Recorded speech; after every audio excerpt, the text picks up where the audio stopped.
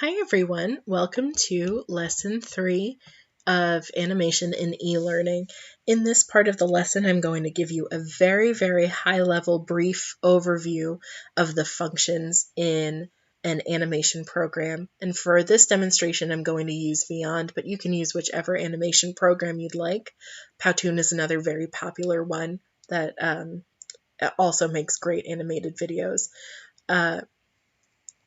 Because there are so many intricacies to making animated movies, I'm not going to cover everything because otherwise this video would be very long. But if you have any questions about anything that I don't cover in this video, you can always go click on the little question mark in the top right corner here. That's the help feature. And you can contact the Vyond support desk, or you can browse other topics. And I know Powtoon has the same help feature, and you could search for any tips or any questions or answers to your questions that I don't cover here. So to start, we're going to click the Make a Video button, and you'll see here there are 3 different animation styles.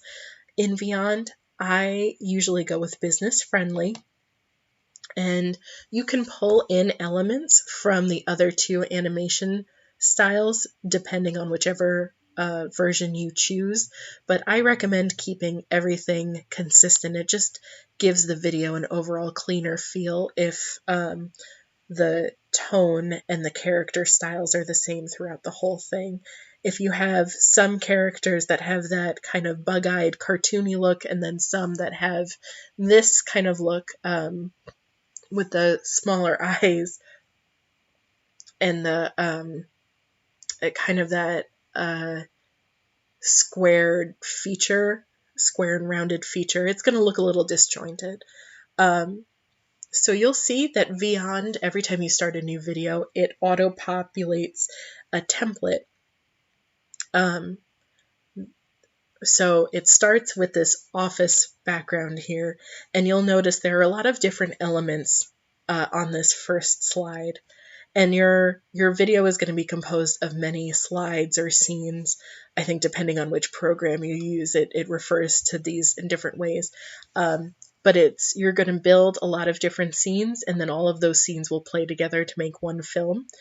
You'll notice down here there's a timeline that's broken down into 2-second increments, and you can adjust the scene, each scene, using that timeline. You just click and drag the sides of your slide to change the duration of the slide. But back to this template at hand here. We have characters like this guy, like her, like this guy. We have a few props. So we have the table, the laptop, the plant, and then we have the background. We have the windows here, we have the lights, we have the blinds, we have more props, we have cubicles over on this side, and then we have text up here, which is our title and our subtitle. All of these elements were added into the scene manually and then saved as a template in Vyond. So you can either use a template that has all of these elements preloaded, or you can make your own. It's really up to you. I recommend, whenever possible, using templates because, believe it or not, adding all of these little elements and sizing them and placing them, it can take a lot of time away from the design process. And if there's something that's pre-made that already has all of these things and can be tweaked to fit your needs, you might as well use something that's already made. I will show you very quickly how to build your own scene from scratch, but if you wanted to explore more of the templates, you can go down and select this plus sign. This is how you add a new scene, and you can select Choose Template, and you'll see they have all different categories of templates depending on what kind of scene you're looking for. So let's say we want to continue that office theme. We would go click on the office category, and then we can browse through all of these other options. So you'll see some people are in a meeting over here. Some people are having a one-on-one. Oh, they just made a successful deal. That's great. These people are in beanbag chairs. So let's have a scene that's in the elevator or the lift, because I think the owners of Beyond are actually British. So now we have a template that has a bunch of characters in this elevator background. And even though this is a template, we can change specific elements of the template. And it's really, every scene is kind of broken down into these main components, which is a background, characters, and props, and then sometimes text. Let's say we wanted to keep all of the same characters that came with our template, but we want to put them somewhere else. We can change the background by going and clicking on the background button in the top right corner. And you'll see the background here is lift or elevator. We can change that. We can make that a pattern. So we can have all of our characters kind of floating in the abyss of a certain background, like this gear background, or we can have them in a different part of the office. So let's say we don't want to do that gears thing. We can remove the background altogether. Now they're nowhere. So now we have no background whatsoever. So let's go into locations and let's look for an office location. And you can kind of see they have all different types. They have outdoor locations, school locations. They have all sorts of stuff. So let's put them in an office. All right, so now they're out of the elevator into the office. We didn't change anything about the characters themselves. We only changed what's around them. Let's say we wanted to change the characters. All we have to do is click on the character. So let's click on this lady. And let's say I like that she's explaining something to this guy, but I want her to look a little different. As long as she's selected, we can hit the replace button up here in the top right corner. And we could change her out with a different character. There are categories for all the different characters too. Let's say I want, they have a category for office.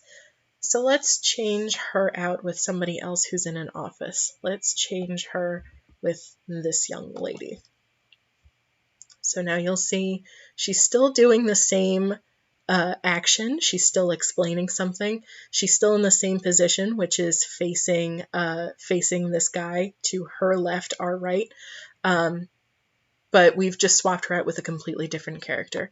If we wanted to add an entirely new character to the scene, we could go to this character button over here on the top left corner, and we can add in a brand new character. So let's do that now. Let's add this guy, and let's move him over here. You can click and drag and move any character. You could resize them if we want to make him really tall. And let's have him talk to this other guy who doesn't look super happy. To give a character an action, you want to select the character, and then you want to go over to the right-hand side and click on this little stick figure that says action. And again, there are lots of different categories. If you're looking for a specific action, you could try searching for it. So I want him to talk to this guy next to him. So let's do talk. And you can see there are all these different options for talking. Some of the actions come with props. So if you select it, for example, the director one comes with the little director megaphone. It automatically gives him that prop of a megaphone that you can't get out of his hand, even if you change like the direction and stuff. But I want him to just be casually talking. So we're going to switch it to this. And I want him to face the person that he's talking to. So then I would go over to the expression and I would change the direction of the action so that he's facing the right. So now he's talking to this guy, and I want to change his expression to something that's a little happier.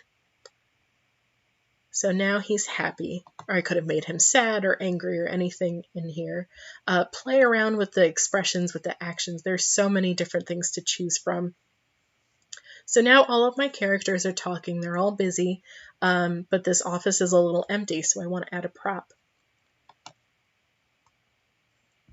If we go to the prop button, which is this little armchair. There are all different categories here for props.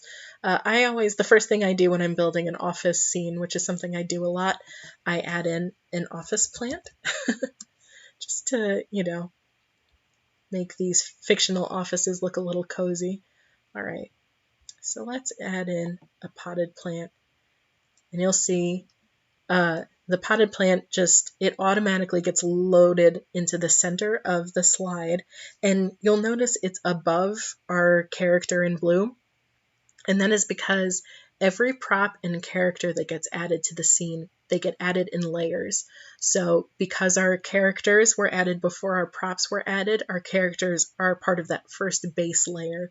If you want to change the order of the layers, there are a few ways you could do that. You can change the order by going up to the top menu and selecting order. And then we can send our object all the way to the back so that no matter what we add, it will always stay in the back. And then now that it's behind our characters, we can move it to the ground. And now we have a potted plant that's in the corner, and it brings a little more depth to your slide. Like now it looks like they're in the middle of moving out of their office, but it gives it a little more context. And you can add in a desk, let's say. And again, there are lots of different options for desks. We could just add in a table. Let's just do that. Let's just add in a table just to see. And I want my table to be a little smaller. And again, I want to send that backwards because I want them to be standing in front of the table. But instead of using that top menu, this time I'm just going to right click on my table and I'm going to select send to the back. All right, now the table is behind her, and you can kind of play with where it goes to make it look a little more realistic. All right, and keep in mind, this all came from a template that we've tweaked. We could have left the template exactly the way it was, and they would have been in an elevator. We could have picked a different template where everybody was talking in an office because they have so many different options. We tweaked all of that. If we wanted to build a scene from scratch, you would do kind of what we did here. You would go down and add a blank scene. Now you'll see there's no background, there are no characters, and you can add a background, kind of like we added the this office scape here. We can add a location, or we can add just a color. They have all of these pre-selected categories for colors. I tend to go to the contemporary one a lot, and we can add just a regular background color, and then we could add in characters or props, or maybe we just want this slide to have text on it. So we could do that. We can go to that little T over here and add titles or just regular text, and we can have it say whatever we want. And just like the props and the characters, we can move the text. There are these little horizontal and vertical guiding lines to make sure everything is centered. And we'll call this test text. And we can change the color of our text. We can change the font. I'm just going to leave it the way it is for now, but you would if you wanted to change those things, you select the text and then you click on the text settings button or the text color button. And then let's say I wanted the text to appear instead of automatically being loaded onto my slide as soon as it starts. I can add an enter effect. Right now, you'll see it says none. If we wanted the text to pop in, for example, we can have the text pop up, and if you want to preview what any of those animations look like, you hit this little preview button. Oh, that's not for that one, sorry. That's with the animations, sorry about that. All right, so now we have our text popping in, and I don't want it to pop in as soon as the scene starts. I want it to delay by 1 second.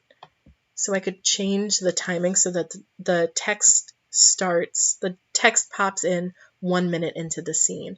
And our scene is only less than 2 seconds long. So I'm going to extend that a little by going down here to our timeline again so we can really get the full effect of what that looks like. Now, I played around with the timing here. I want to see what this is going to look like. So I select my scene down here and I hit the preview button. And this is going to show us a preview of what that slide will look like.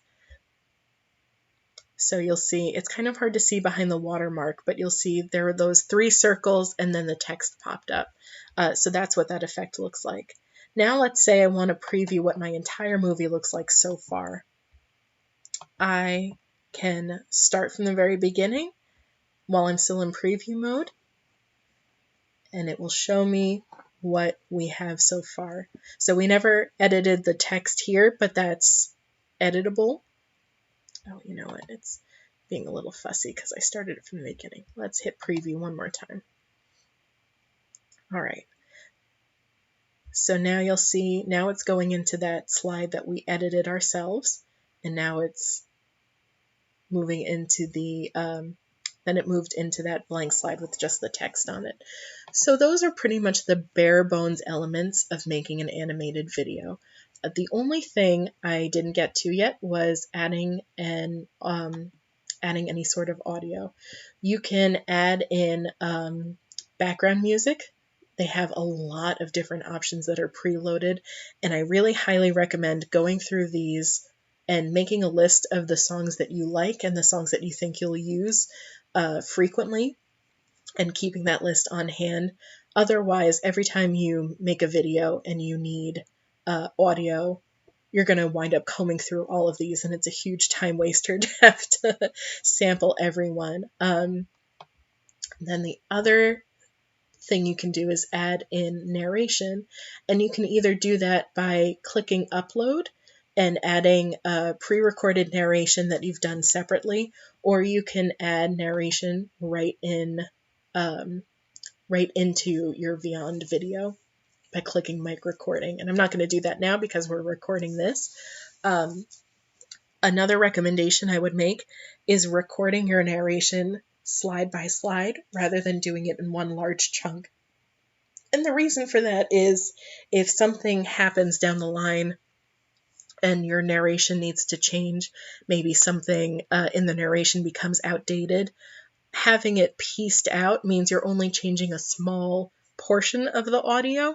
Otherwise, if something needs to change and it's all in one piece, you have to re-record the entire movie again, and then that might re-recording it might affect the timings of your entrances and exits, and it's just very messy. So I highly recommend segmenting the audio and having it line up, having audio snippets for each specific scene.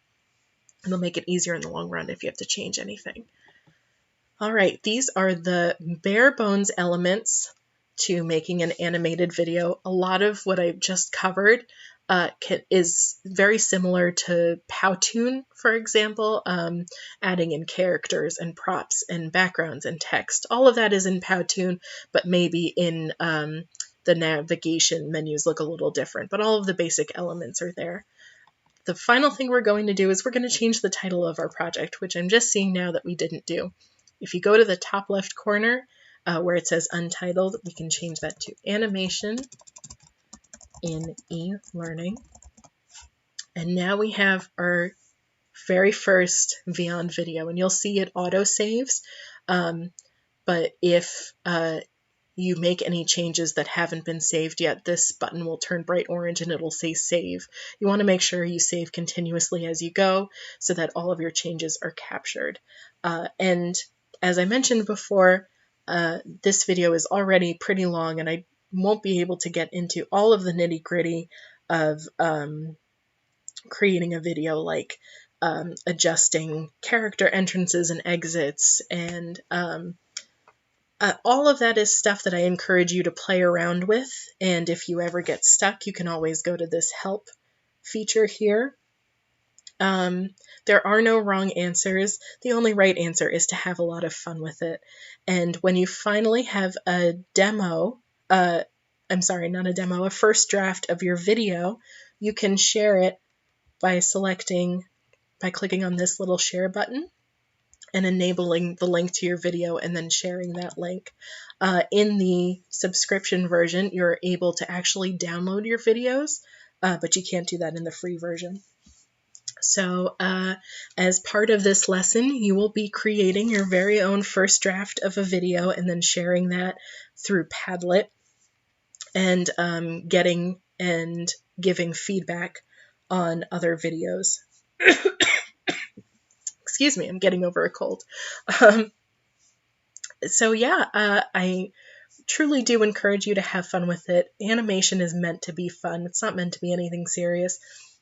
There are no wrong answers. Get creative with it.